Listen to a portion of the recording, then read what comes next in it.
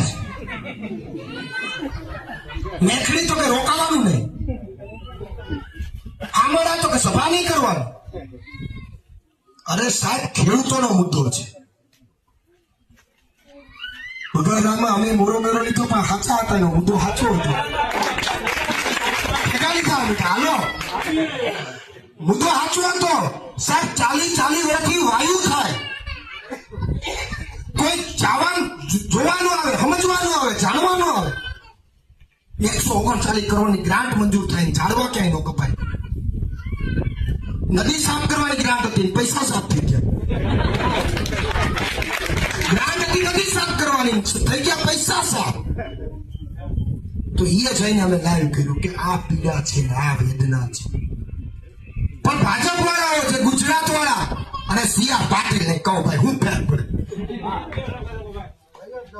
ભાજપના નેતાઓને કહેવા માંગુ, તમારામાં તાકાત હોય એટલી તાકાતને વાપરી લો, પછી અફસોસ ન થાય. તમારામાં કાંડામાં તાકાત હોય એટલી તાકાતને વાપરી લો.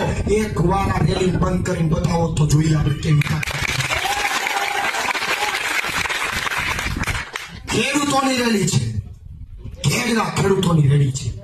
વર્ષોથી પીડાય છે, પેઢીઓથી પીડાય છે. 3 તબક્કામાં કામ થાય. તમારા 3 તબક્કામાં 3 પેઢીઓ ઉલડી જાય છે.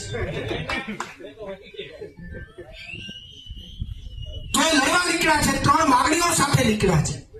પહેલી માંગણી એ છે કે કોઈ પણ ખેડૂતને અન્યાય ન થાય એ રીતે નદીઓ પોળી કરો, ઊંડી કરો, જે કરવું હોય કરો. પણ ઘેરમાં પાણી આવે એમાં અમને વાંધો નથી, પણ એનો નિકાલ થવો જોઈએ.